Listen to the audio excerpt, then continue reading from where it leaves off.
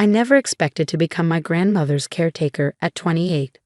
I had a promising career as an environmental engineer in Chicago, a small but trendy apartment, and a life that was finally finding its rhythm after years of hard work. But when Grandma Ellie called to tell me she'd fallen and broken her hip, everything changed. "It's nothing serious, Sam," she'd insisted over the phone, her voice weak despite her efforts to sound strong. "The doctor says I'll be fine after some rest." But I knew better. At 84, a broken hip was serious, and Grandma Ellie lived alone on the old family farm in rural Oklahoma, 20 miles from the nearest hospital and far from any relatives. The 100-acre farm had been in our family for 3 generations, though the actual farming had stopped years ago when Grandpa died. Now it was just Grandma in that big old farmhouse, surrounded by empty fields and memories. I took a leave of absence from my job and flew home the next day. The plan was to stay for 2 weeks, help Grandma get set up with in-home care, and return to my life. 2 weeks turned into a month turned into 3, and gradually I realized I couldn't leave her. "You're throwing your life away," my mother declared during one of her rare visits. Mom had moved to Phoenix years ago, preferring desert heat to Oklahoma dust. "Ellie needs to be in a nursing home. You need to be building your career." "I'm not throwing anything away," I replied, setting a cup of tea in front of her. "I'm working remotely, and Grandma's getting better every day." Mom snorted. "On that engineer's salary, taking care of an old woman and a money pit of a farm." "Be realistic, Samantha." That was my mother, always practical, always focused on financial security. She'd grown up on this farm and couldn't wait to escape it. In her eyes, my decision to stay was incomprehensible. My Uncle Peter was even worse. He called monthly from his vacation home in Florida, ostensibly to check on Grandma, but really to suggest listing the farm for sale. "That property's worth good money, Sam," he'd say, as if I didn't know. "Not the house. That's falling apart. But the land. Developers would snatch it up. Ellie could live comfortably in a nice facility, and there'd be plenty left over." By plenty left over, he meant his inheritance. Uncle Peter had never hidden his expectation that, as Grandma's only son, he deserved the lion's share of whatever she left behind.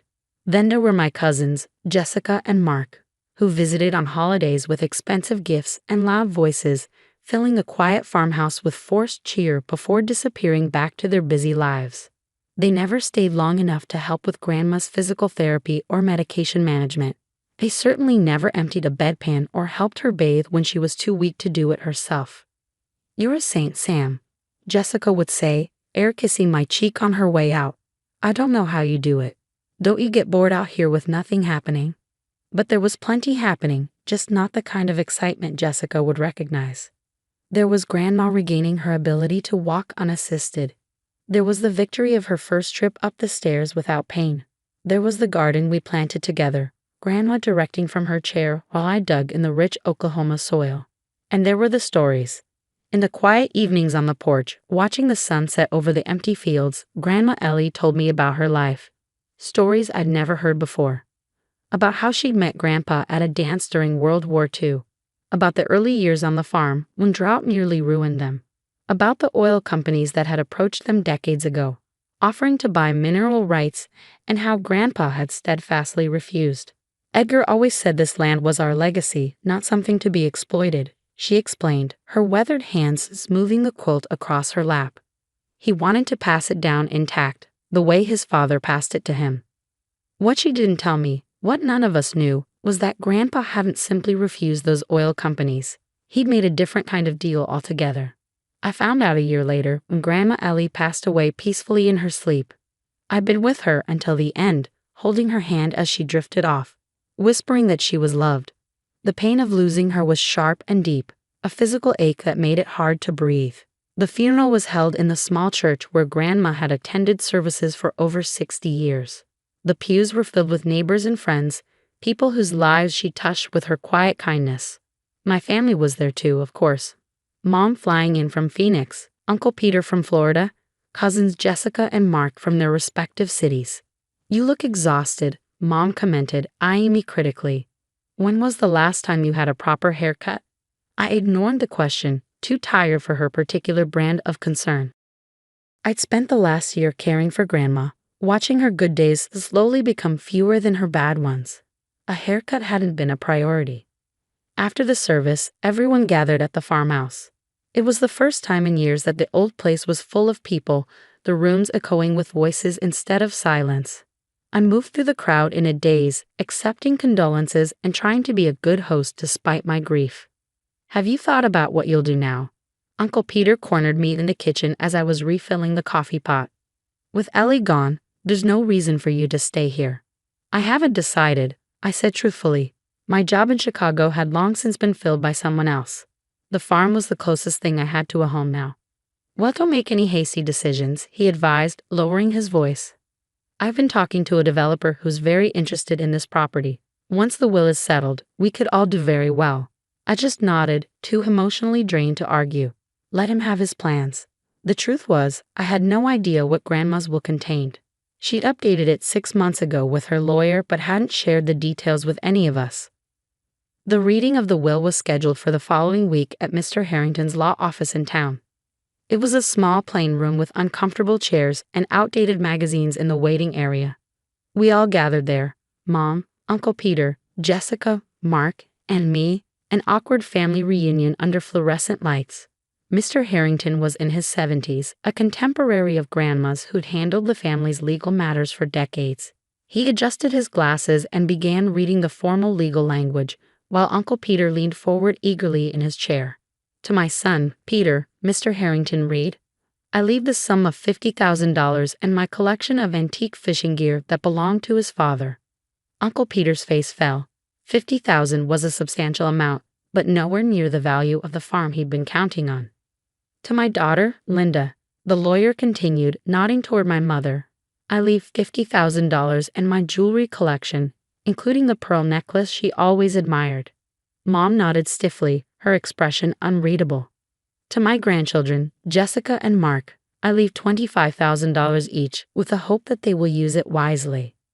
Jessica and Mark exchanged glances. Like their father, they'd expected more. "And to my granddaughter, Samantha," Mr. Harrington adjusted his glasses again, "who stayed by my side when I needed her most, I leave the farmhouse and all 100 acres of the surrounding land, along with any assets or rights pertaining to that property." The room went silent. Then Uncle Peter let out a sharp laugh. "The farmhouse? That's falling apart. And those fields haven't produced a crop in years." "The land alone must be worth something," Mom interjected, giving me a calculating look. "Especially if that developer is still interested." Mr. Harrington cleared his throat. "There is a personal letter for Samantha as well," he said, handing me a sealed envelope with my name written in Grandma's shaky handwriting. The rest of the meeting passed in a blur of paperwork and thinly veiled disappointment from my family. Uncle Peter was already on his phone as we left the office, presumably calling his developer contact to see if the deal could still be salvaged through me. "Don't make any decisions without consulting us," he instructed as we stood in the parking lot. That property represents a family legacy. A family legacy he'd been eager to sell to the highest bidder just minutes before. I nodded silently. "You should at least hear what offers are out there," Mom added. "That old house needs more work than it's worth. Be practical, Samantha." I promised to think about it, mostly to end the conversation. All I wanted was to go back to the farm, my farm now, and read Grandma's letter in private. Once home, I sat on the porch swing where Grandma and I had spent so many evenings and carefully opened the envelope. "My dearest Sam, if you're reading this, I've moved on to be with your grandfather, and the farm is now yours. I want you to know this was always the plan, even before you came to help me after my fall. Your grandfather and I saw something in you from the time you were small, a love for this land that none of our other children or grandchildren shared. What you don't know, what none of the family knows, is that Edgar didn't simply refuse the oil companies all those years ago. He was shrewder than that. He sold mineral rights to a small portion of the property, just 10 acres on the far north corner, but retained the rights to the rest, believing that someday those rights would be far more valuable. He was right. 6 months ago, Mr. Harrington helped me negotiate a deal with Meridian Energy. They've confirmed significant oil deposits on our land, Sam. The contract is in the safe behind your grandfather's portrait in the study. The combination is our wedding date, 06 to 12/39. The first wells will be installed within a year of my passing. The income will be substantial, enough to restore the farmhouse, enough to live comfortably, enough to do whatever you dream of doing while keeping our land intact. This is your legacy now. Not just the money, but the responsibility of stewardship. This land has been in our family for generations, and now I'm trusting it to you. I've seen how you care for things, Sam, how you tended to me, how you nurtured the garden, how you repaired the old porch swing without being asked. You have your grandfather's hands and heart. The others see the farm as a burden or a cash cow. You see it as a home. I love you, my sweet girl. Thank you for the gift of your time and care in my final years. I hope this gift I leave to you brings you as much joy as you brought to me. All my love, Grandma Ellie. I read the letter twice, tears streaming down my face, before going to the study. The safe behind Grandpa's portrait contained exactly what Grandma had described: a thick contract with Meridian Energy, along with geological surveys showing significant oil deposits across the property. The projected income was staggering. Millions over the life of the wells. I sat up all night, thinking about what this meant, about what Grandma had entrusted to me, about how to honor both the financial opportunity and the family legacy she described. By morning, I had a plan. For the next 6 months, I said nothing to my family about the oil rights. When Uncle Peter called with news of a developer willing to pay top dollar for the land, I politely declined. When Mom suggested selling at least part of the property to fund a real life back in the city, I changed the subject. That farmhouse is eating up all your savings, she warned during one phone call. You're as stubborn as Ellie was. Thank you, I replied, taking it as the compliment it wasn't intended to be. Meanwhile, Meridian Energy began the process of installing the first wells on my property. I worked closely with their environmental teams to ensure minimal disruption to the land. I used some of the initial payments to begin restoring the farmhouse, hiring local contractors to repair the roof and replace the ancient plumbing. When the first well was completed and ready to begin production, I decided it was time. I sent identical invitations to Mom, Uncle Peter, Jessica, and Mark. You were cordially invited to a gathering at the family farm to celebrate new beginnings, Saturday, June 12th, 2 p.m. They all accepted, probably curious about what I could possibly be celebrating in that money pit of a farm. The day of the gathering was perfect. Clear blue Oklahoma sky, gentle breeze, the fields around the farmhouse lush and green. I'd had the house painted, the porch rebuilt, the garden landscaped. It looked better than it had in decades. Uncle Peter arrived first, his luxury SUV kicking up dust on the long driveway. He stepped out and looked around with obvious surprise. Place looks different, he commented, taking in the improvements. You've been busy. I have, I agreed, leading him to the back porch where I'd set up refreshments. Mom, Jessica, and Mark arrived soon after, all making similar observations about the farm's transformation. This must have cost a fortune, Mom said suspiciously. Where did you get the money, Samantha? That's actually why I asked you all here today, I replied, handing each of them a glass of Grandma's favorite lemonade. I wanted to show you something. I led them across the backfield, following a newly graveled path toward the north corner of the property. As we crested a small hill, the oil well came into view, a pumping unit moving rhythmically up and down against the horizon. They all stopped in their tracks. Is that? Uncle Peter began, his voice faltering. An oil well. Yes, I confirmed. The first of several Meridian Energy will be installing over the next year. There's oil on this property? Mark asked incredulously. Quite a lot, according to the surveys. I handed each of them a copy of a simplified version of the contract. Grandpa suspected it decades ago. He sold mineral rights to a small section but kept the rest. Grandma finalized this deal 6 months before she died. They stared at the papers, then at the well, then at me, their expressions a mix of shock, confusion, and dawning comprehension. All this time, Uncle Peter said slowly, when we thought this land was worthless. It was never worthless, I corrected him. It was always valuable, as our family home, as our heritage, as the place Grandma and Grandpa built their lives. The oil is just a bonus. How much? Jessica asked bluntly, scanning the contract. How much is this worth? The projections are in the contract, I replied. But it's substantial. Mom looked up from the papers. Her face pale. And Ellie left all of this to you. Just you? She left me the farm and everything pertaining to it, I confirmed, including the mineral rights. A heavy silence fell over the group as they processed the implications. The worthless farm they'd urged me to sell was now revealed as an asset worth millions. The year I'd wasted caring for Grandma had resulted in an inheritance beyond any of their expectations.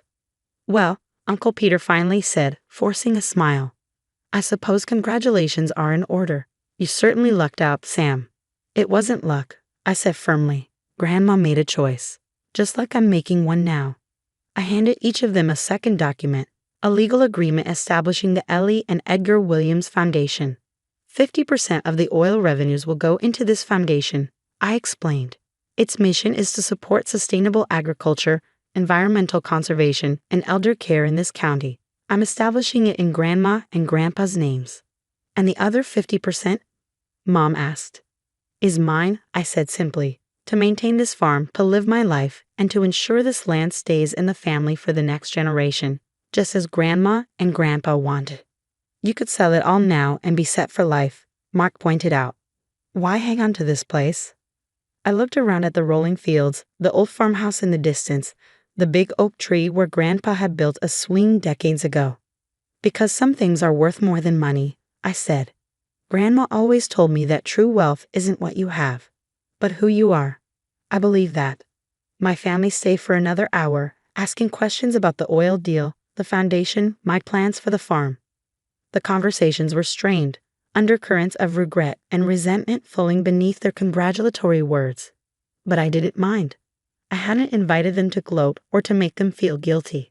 I'd invited them because despite everything they were still family, and because I wanted them to understand what Grandma had tried to teach us all, that care and presence matter more than material success, that legacy isn't just about money, and that sometimes the things that appear least valuable hold the greatest worth. After they left, I sat on the newly rebuilt porch swing as the sun began to set. In the distance, the oil well continued its steady rhythm, pulling hidden treasure from deep within the land. But the real treasure, I knew, was the lesson Grandma had left me: to see value where others see nothing, to care for what matters, and to understand that the richest legacies aren't always visible to the casual observer. I ran my hand along the smooth wood of the swing, feeling closer to Grandma than I had since her passing. "I understand now," I whispered to the evening air. "Thank you." And somewhere, I like to think, Grandma Ellie was smiling.